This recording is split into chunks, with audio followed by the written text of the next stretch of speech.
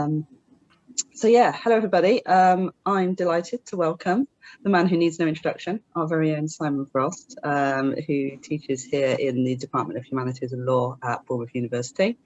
So Simon's research focuses on publishing history and issues of materiality and economics as related to authorship and reading.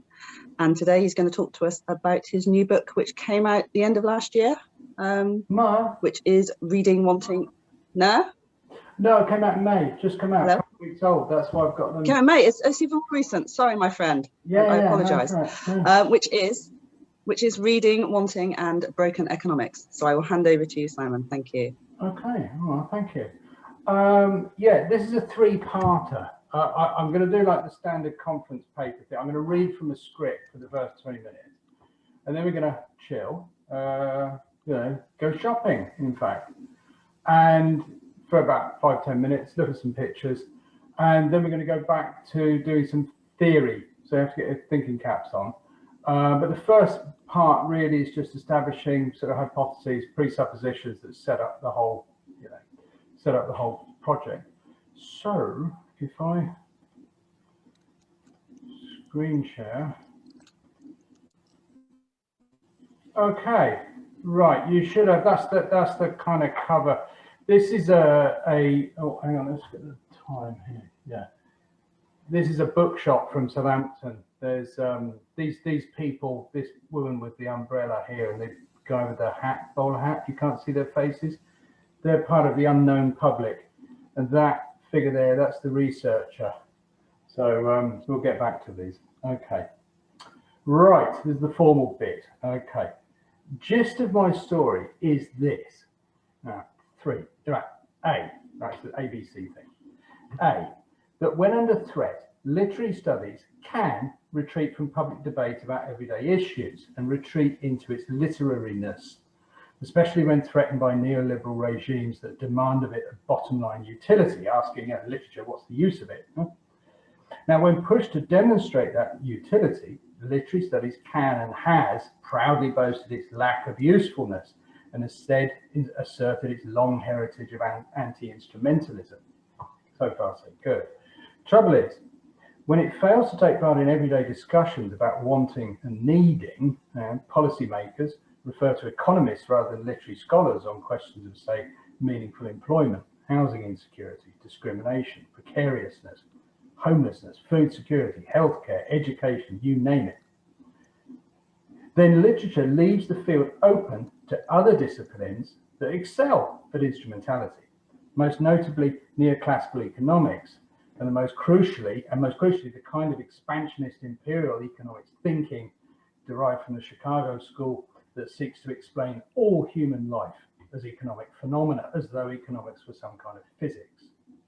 And this is the neoliberal marketization, financialization, the assetization of us. Yeah. So as a, oh, hang on, right, work, you pig.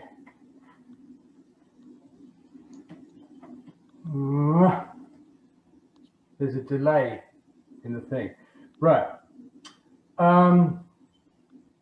But if literature studies remains engaged with the everyday, with everyday interactions between people and the things that they want and buy, including their books, we can begin to say something about these interactions that is richer, more thickly described and more accurate than the brutal descriptions based on supply and demand equilibrium, scarcity and price. We can begin to explain our book-like interactions with the objects and services we buy, or better, explain what economics would call the market of symbolic goods, not as neoliberal economic thinking prescribes, but as it is. We could, in short, begin to create a new kind of general political economy. So if, as a brief drawing, there's these, these are our instrumental needs and wants. Literature talks about these, within the realm of the regime of literature, but rarely gets involved in the actual blood and guts of the decision making. And whereas economics, it excels in that kind of discussion or that kind of discourse, intervention in public discourse. if you wanted a strap line for this whole project, it is, once upon a time, there was a discipline of economics that suffered from physics envy. But one day it met literature and reading studies who loved it and turned it into a fabulous butterfly. So that's kind of my basic position. Right? Okay. But to reach this El Dorado of political economy, there are a number of steps that first need to be taken. These are the kind of presuppositions that I have to go through, the hypotheses. What is this anti-instrumentalism? What is economics imperialism? What is this networked social exchange involving books and their mediation through the publishing industry and book retail? And once those questions are addressed, it then becomes possible to describe how value can be retrieved from books and how this can be both individual and social at the same time. And once that question is answered, it then becomes evident that the normal economic models of market exchange cannot adequately describe, let alone predict, our behavior, and thus suggesting that we need a new model to account for the consumption of symbolic goods. In short, we need a new concept of economics. So, anti-instrumentalism. The retreat into the literary is what Caroline Levine calls anti-instrumentalism. You'll find this in both politically left and right variants. This idea of this Zweckrationalität, you know, like we don't like things that have a purpose. Art is not for something. Art should be, you know, for its own sake. Yeah? And there's left and right variants. Right? This tradition goes back at least to Kant, Kantian aesthetics, if not before, the Baumgarten and so on. Kantianism describes an autonomous art space that is discursively separated from questions of bread, work, and money. And because this sovereign autonomous space is not in the service of another idea, because it has no subordinate purpose, Zweck, to a larger aim, it is able to make the meanings it does. It is this autonomy itself that enables the enunciation of meaning, or rather makes meaningful questioning possible. On the right, you'll find this heritage in Matthew Arnold and its disdain for the popular and what it calls Philistinism, something that passes over to Ruskin or F.R. Leavis. And on the left, you'll find this in the Frankfurt School in Adorno and Horkheimer's warnings against the mass deception of the culture industry, or to Herbert Marcuse's writings against what he derides as common sense. But even in Julia Christopher's avant-garde semiotics or Levinian criticism. And through these variants, and though these variants may be politically left or right, they share in their theological fictions, as Rita Felsky calls it, an intellectually rightist disdain for everyday emancipation, becoming what Thomas Piketty calls Brahmin leftists, far removed from the practical questions about bread, work, and money that anarchist Mikhail Bakunin considers the most important, the question naturelle or économique. So it is to these material and economic questions that I need to turn, hence the monograph's title, which is Reading and Wanting. So economics imperialism, this is the other side of the coin. Now the boundaries to what is properly considered an object of exchange is not fixed and universal, but something that historically shifts, right? What can be commodified, what can't be, the boundaries to that shifts all the time. We used to be able to trade in human bodies, but there is now illegal under anti-slavery laws. Although there's pushback, and we've begun to trade in blood and semen, unfertilized eggs and organs. Even effective labor, our ability to empathize with another human being, is workloaded into the care sector as a marketable provision. For a half-hour care visit, 8 minutes may be for empathic listening, double rates at weekends. Even the air we breathe can be commodified, parceled into units, and sold under so-called environmental measures for the right to pollute it. Now, it used to be that economics confined itself to thinking about economic behavior, but that changed with the Chicago School in the 60s, 70s, well, 50s if you want to start, but with Gary Becker, and with the twinning of those approaches with free market neoliberalism. Life, everything from orgasms to drug use, became explainable in systematic calculation of maximized ends met through scarce means. For example, family relations become maximizations of personal utility. A love partnership becomes sexual gratification supply at a cost maintained against alternatives such as prostitution or pornography.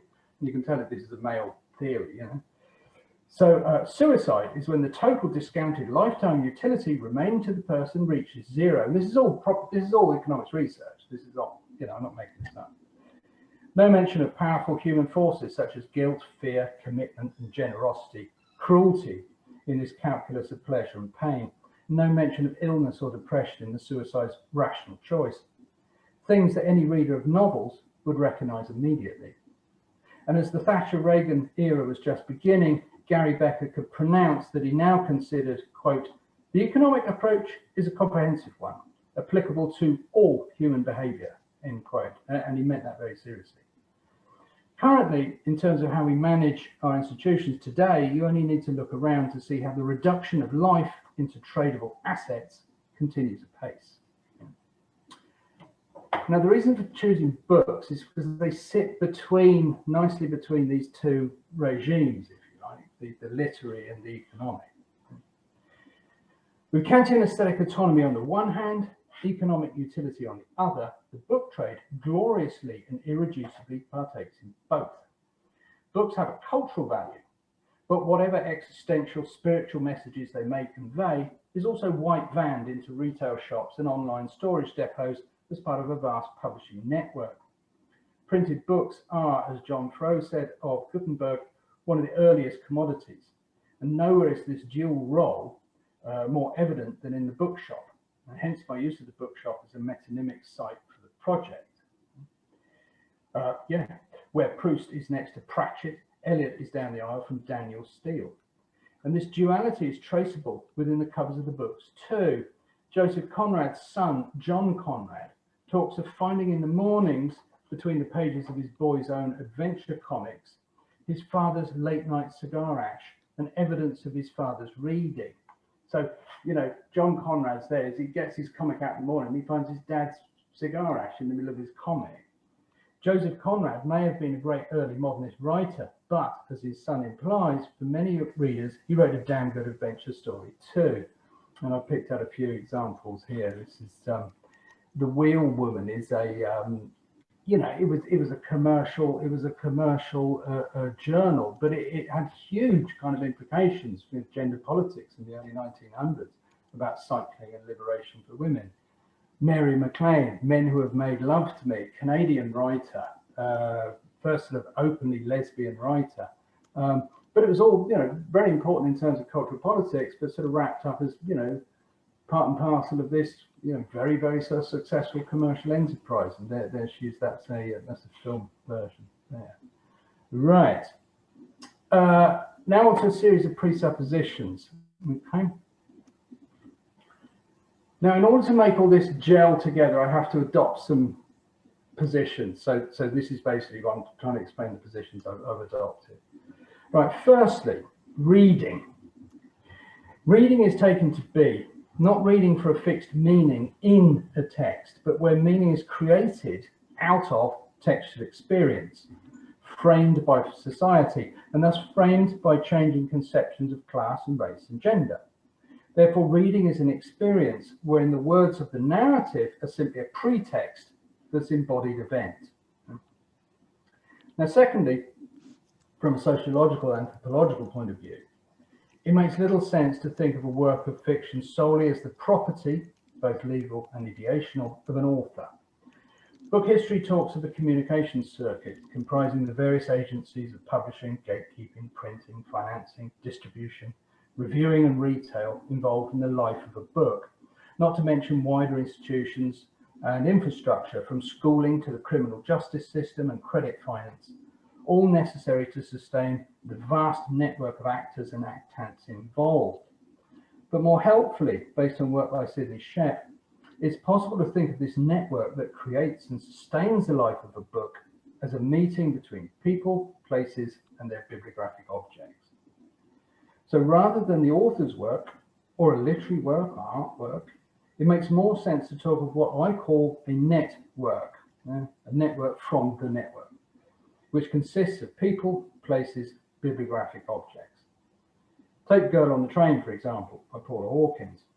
The collective agency of all its actors and entities, its editions, producers, end-using readers, the viewers of its film without ever reading the print version, and those like myself who have only ever skimmed the blurb, together comprise the punctualized network known as Girl on a Train. And as long as we continue to trade in, access, and think about instantiations of Girl on a Train, it will continue to exist as a phenomena and as an actor network, as long as it continues to be named. Once the work ceases to be discussed or read, it ceases to exist as a network. It is preserved perhaps only as a bibliographic object. Take a Victorian bestseller such as The Burnt Million, 1890 by James Payn. To what extent does that still exist now beyond its physical archive? You know, if you asked anybody 100 years ago, it would have been an absolute bestseller. So, more hypotheses. The chief mode through which we obtain our literature is through commercial production and distribution. We inhabit a commodity culture that began life with later industrialization after the 1870s in Britain, and which has now gone global. The largest framework within which we live and breathe, and by which we produce, obtain, understand, and gain our books is commodity culture. This cultural formation is a framing device that is difficult to resist, and for much of our lives we don't. How will this object satisfy my needs? What are its opportunity costs? What values do I hope to extract from it? The type of reading composed by the framework of commodity culture should rightly be called an efferent reading. This from the Latin ferro, I take away, to take from, ferro, I take away. It describes, that's a phrase actually that comes from Deirdre McCloskey, economist, but there you go.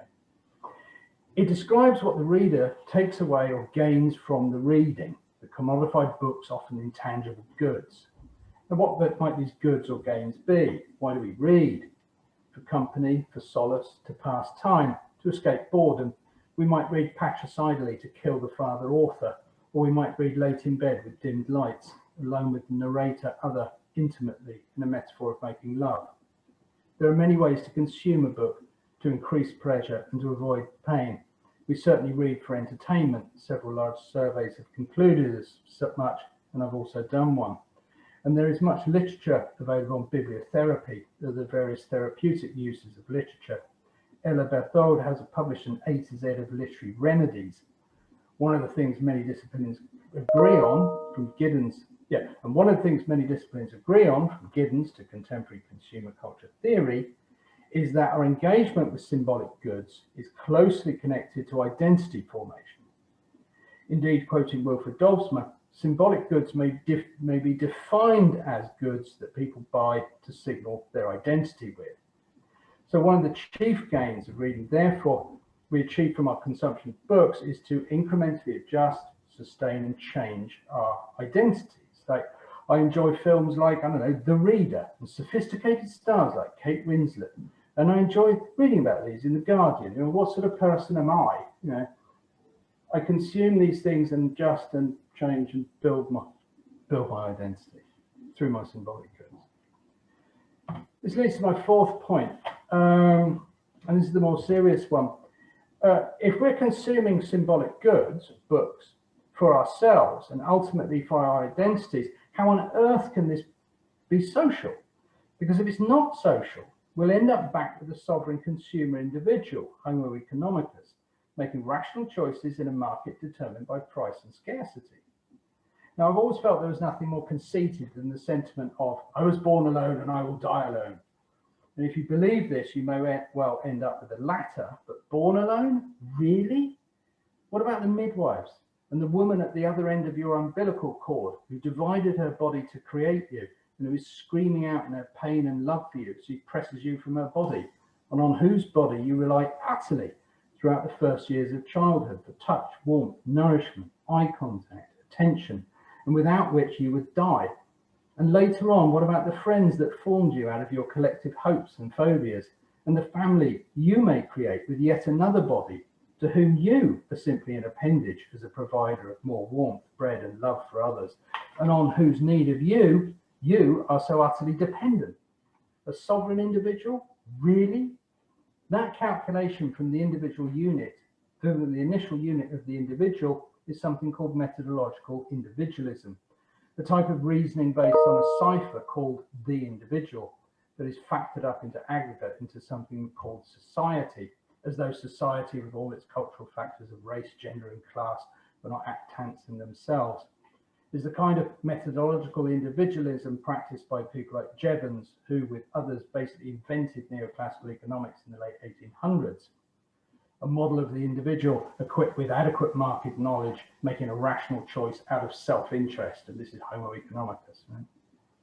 But if the consumption of symbolic goods is basically the pursuit of identity formation, how does society comes in?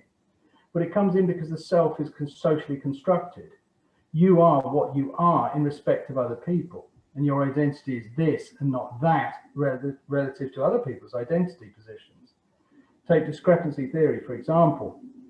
It says we have a view of ourselves, how we are, how we could and should be, but we also have a view of ourselves from without, how we imagine other people view us, and our struggles with how they view that we could and should be. And if within this matrix of viewpoints on our possible identities, there are any major discrepancies, then we will go out and pursue more identity forming activity, which includes reading and consuming more identity forming books. So that's the first bit. Fair dues, but how does this all play out on a Southampton High Street around 1900 at the emergence of commodity culture? Good question, Simon. How are we going to answer that? Well, we're going to go shopping. So hang on, let me find my shopping music. Or you can sort of wriggle around a bit now, because it's, you know. Oh, we can't hear it, Simon. I'm sorry. No, I'm not playing it yet. Okay. It's doing its thing for some reason. Yeah. I'll just go. Oh. Anyway, I'm in good time. Oh, why am I doing this thing? I've got the wheel of death. You can't see it, but.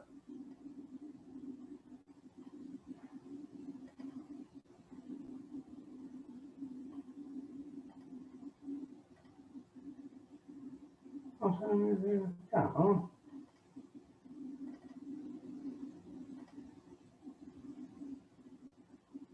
Oh, well, it might kick in a minute. I'll carry on. It was supposed to be some sort of nice elevator shopping music. We all kind of get in the mood of doing a kind of shopping thing.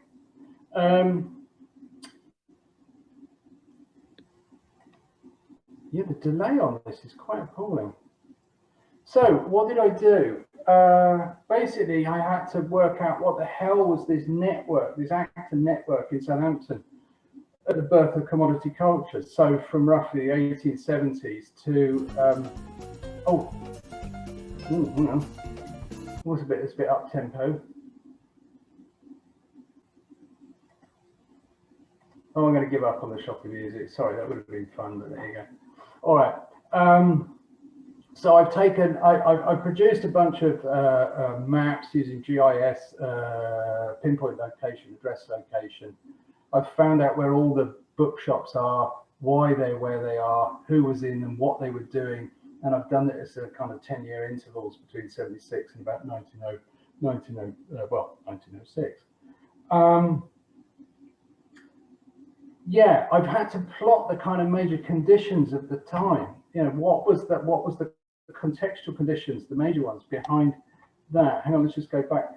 It was, I've boiled this down to something called gas and water socialism, which was a kind of leftist, socialist, innovative, progressive movement that was done through sort of municipal provision for the labouring classes, things like baths, you know, clean, healthcare, you know, transport, public, all these kind of things, municipal sort of goods for the, you know, this was a kind of optimistic side.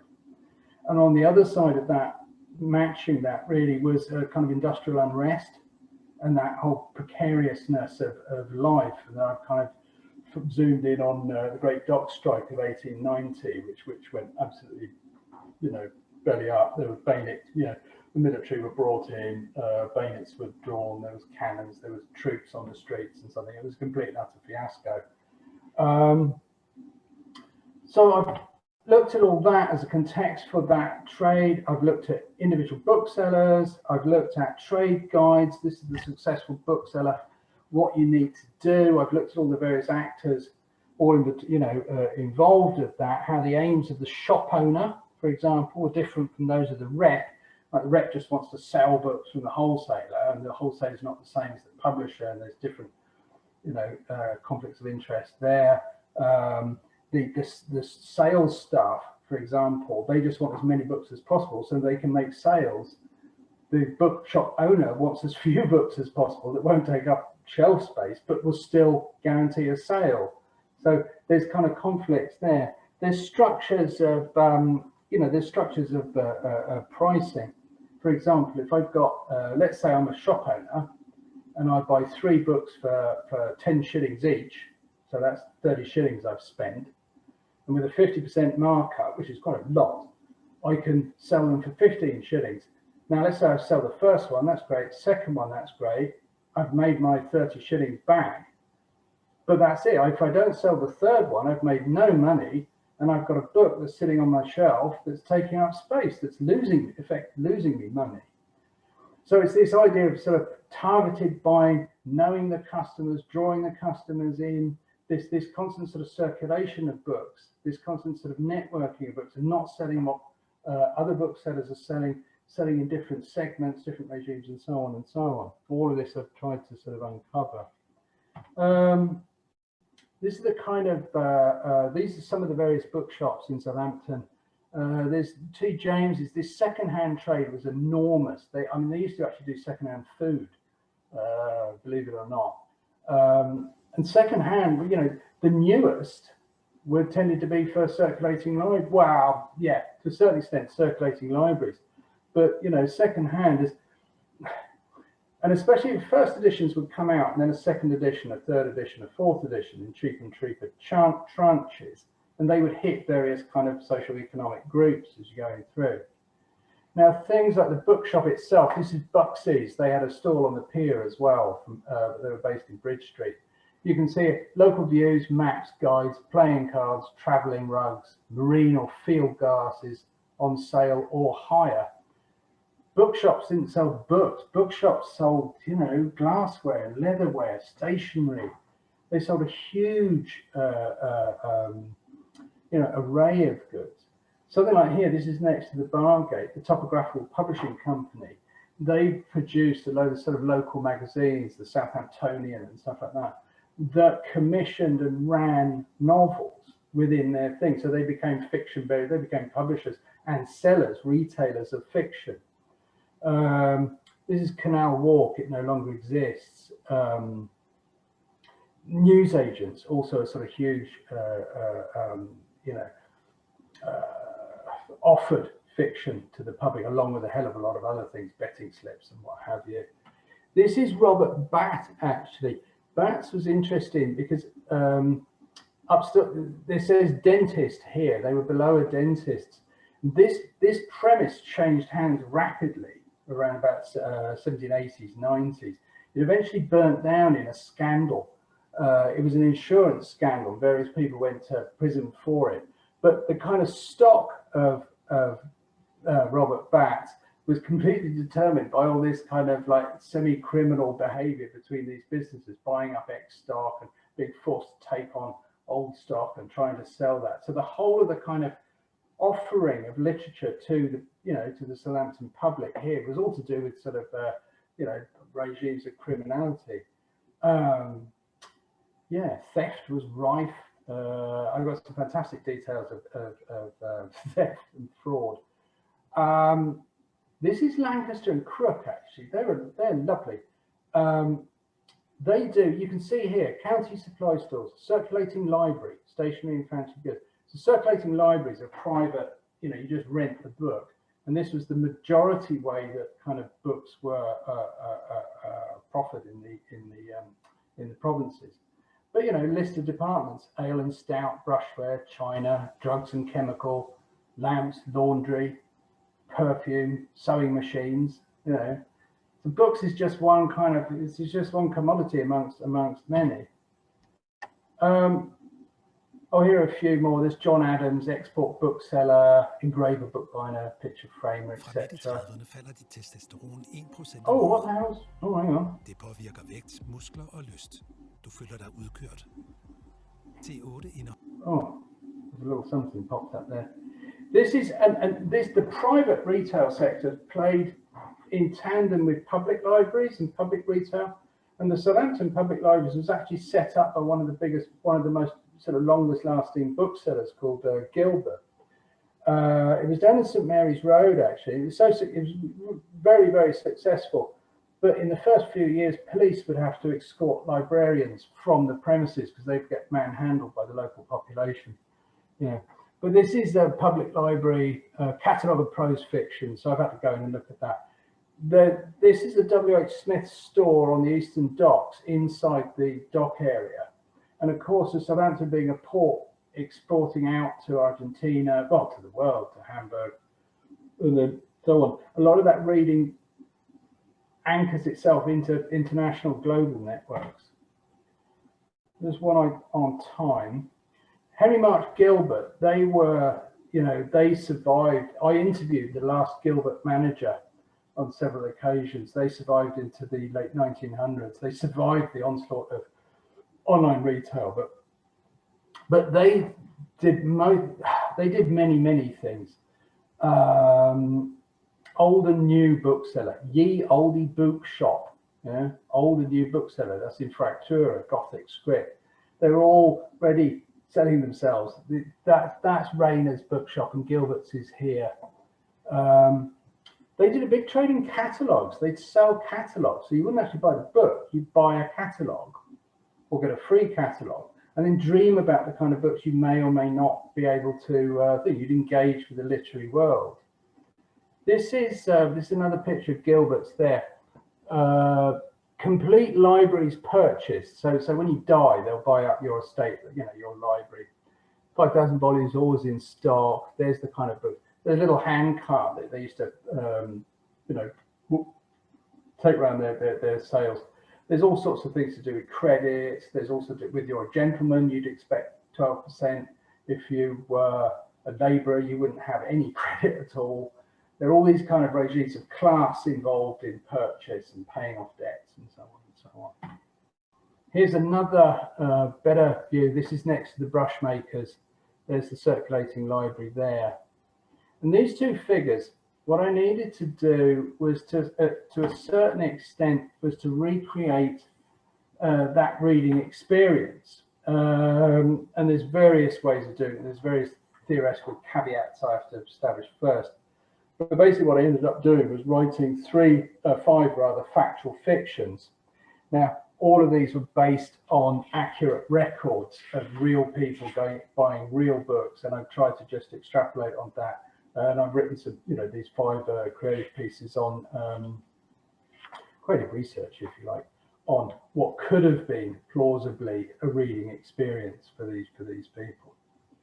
Right, so far so good. Okay, and this is where I'm supposed to stop the shopping music, and I've just got the last 5 or so minutes, 8 minutes.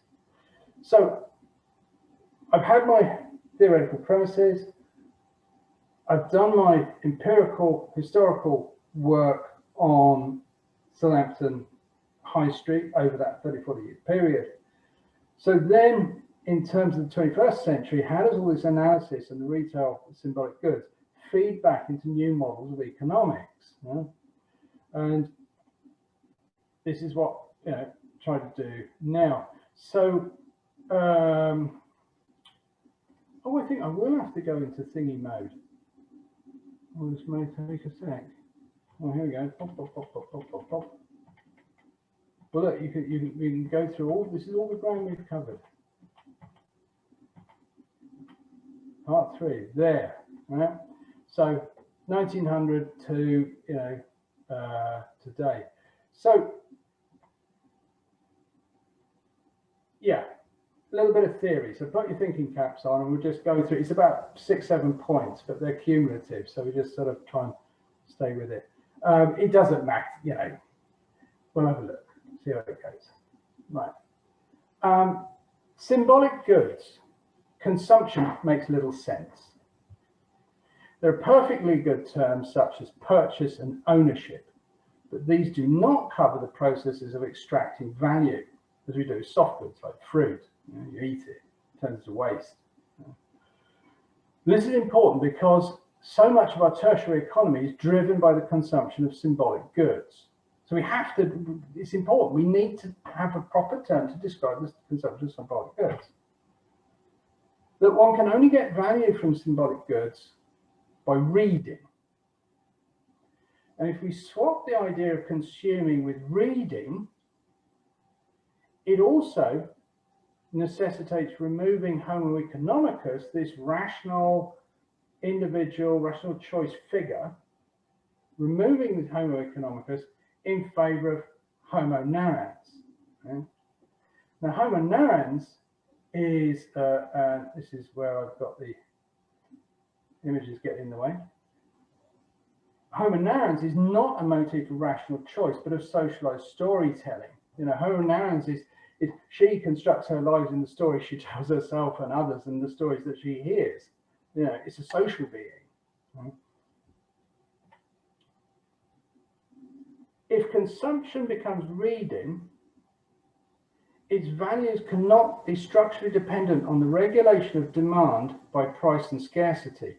Now, if you go to economics, if economics manages to reduce all aspects of life to assets in this process of assetization, to measurable objects that can be improved, grown, whatever, if it can reduce our entire life to these objects, then those objects can be regulated through demand and price and scarcity. Like, how much do you want it? What's it cost? And how many of these are there? That's the standard neoclassical economics model.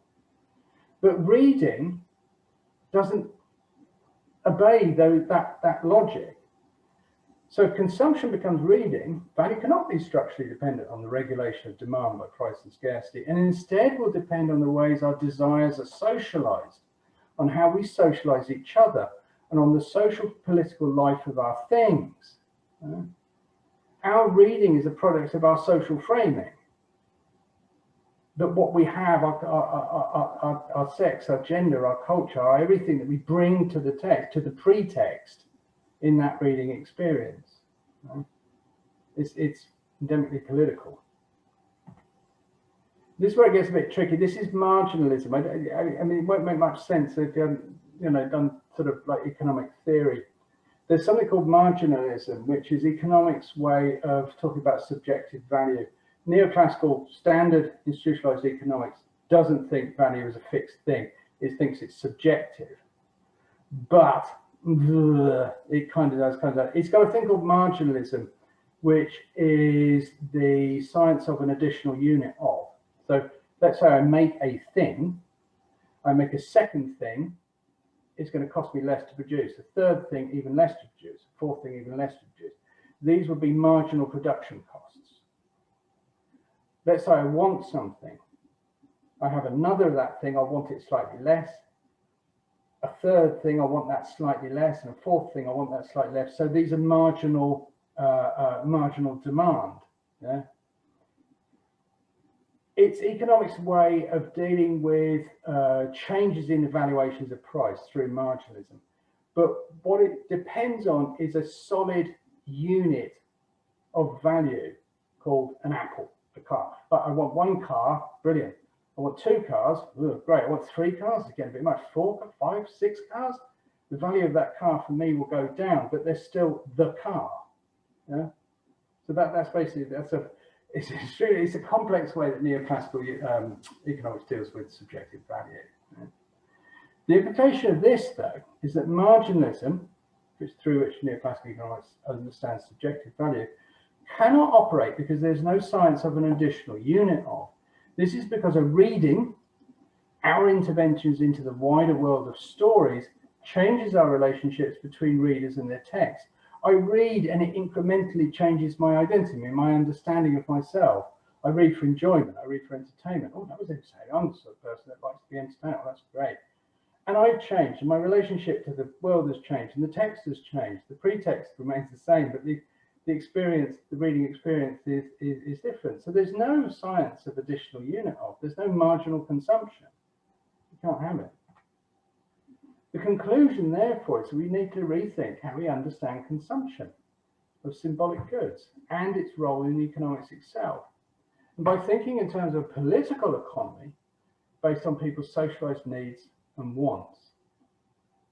In short, this is my swipe at neoliberal free market economization, derived from neoclassical, and I can't read that last bit, derived from the institutionalized neoclassical economics.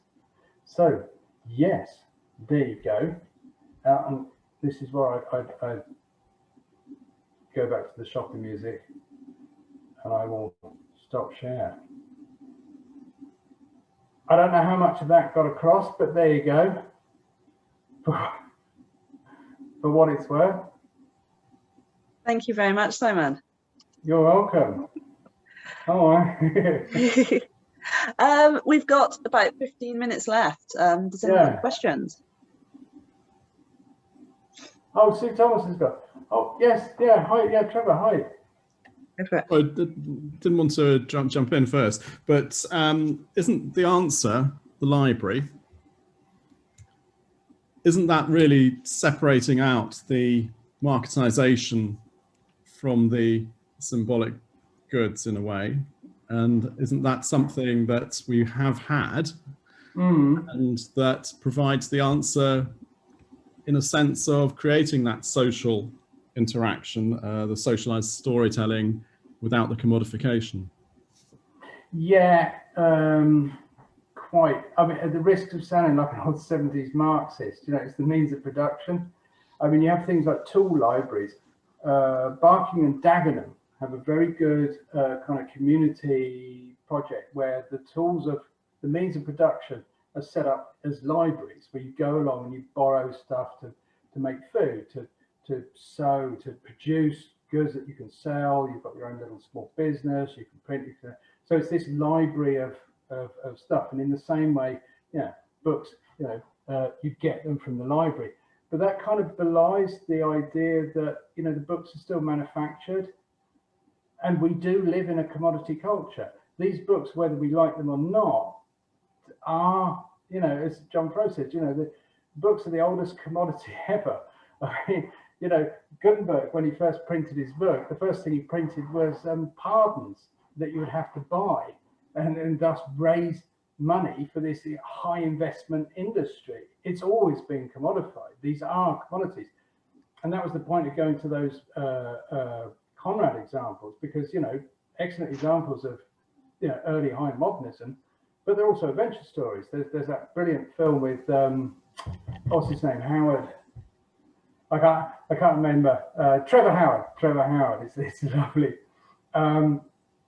You know, that's, the books, they operate in this sort of midfield. What I'm saying is, rather than retreat, but rather than get behind the barricade of we will not commodify.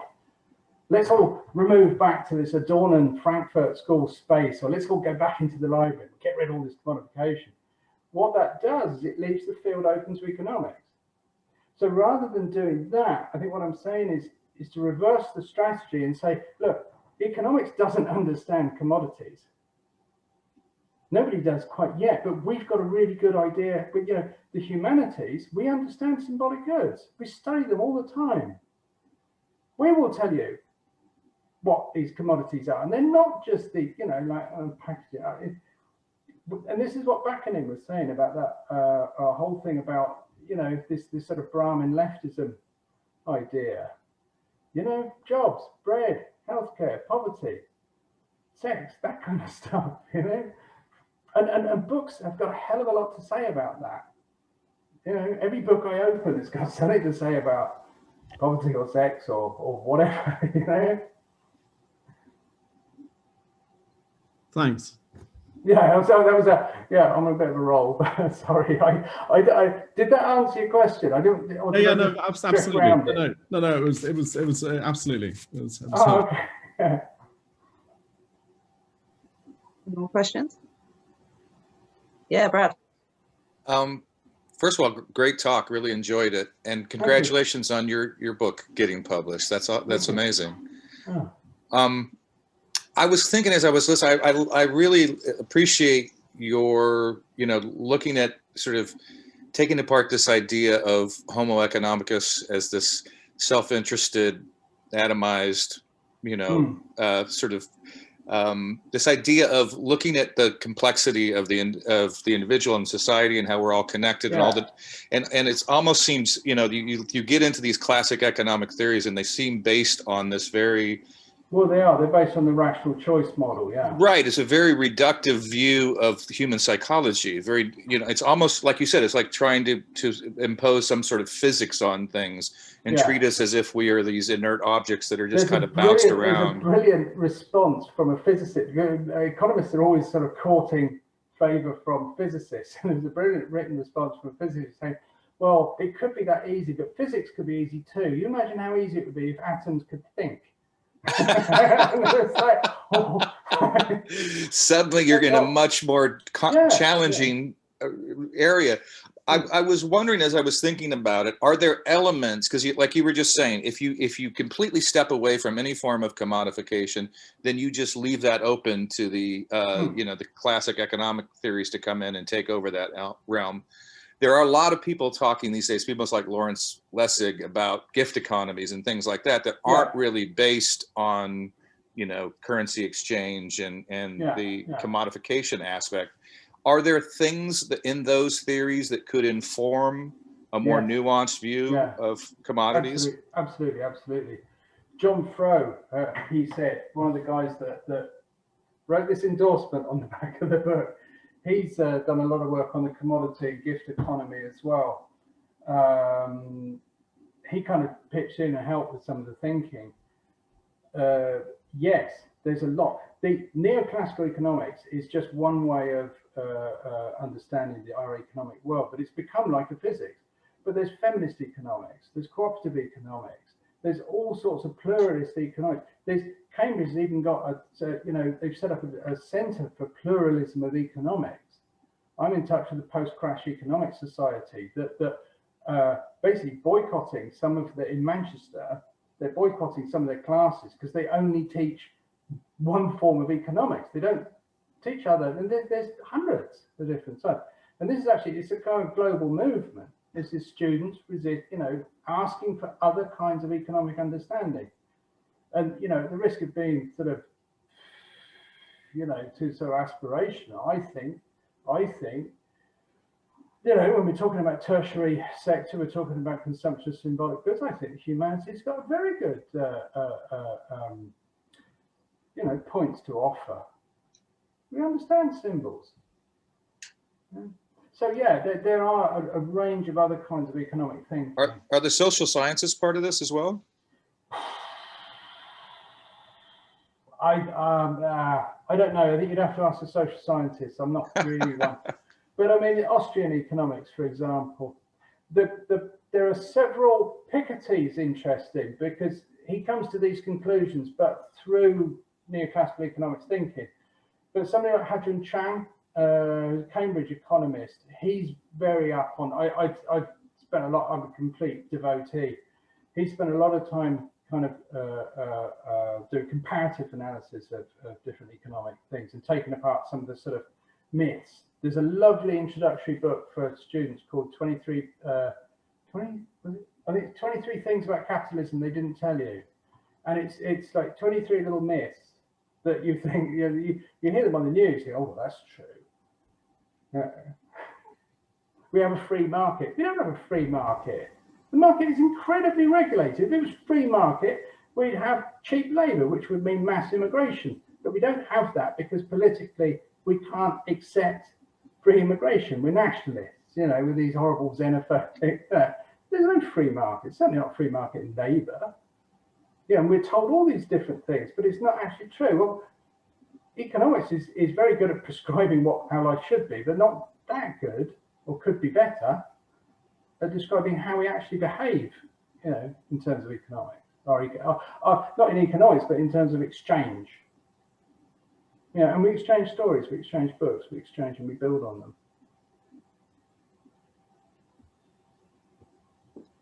Any more questions? Yeah, Dom. Yeah, hi. I'm sorry I arrived so late. I did ask Julie if she could send me a link so I could go back to the beginning. I was in another meeting. Okay. But I'm really interested in this notion, where you're headed with it. It seems to me that with respect to books, if we take books as the commodity, but it could be almost anything. Yeah, yeah. I do a comparison with the baseball hat. Oh, sorry. Yeah. Yeah. But books are a really interesting phenomenon, because the marginal cost of producing another book is close to zero. Yeah. And so, yeah, even a physical book, close to zero, but an electronic book is very, very, very close to zero. And so you could unleash all of the enjoyment at very low additional cost. And that's the tail argument with respect to books, for example, that, what's his name, Christopher? Yeah, Anderson, the Christopher Anderson, right, yeah. wrote, is that you can capture the tail risk. And that's a lot of what he saw in the potential of something like the Kindle. Yeah. That you can release an awful lot of value to lots of people to be able to exploit the symbolic value that you're seeing in the books, at very low economic costs.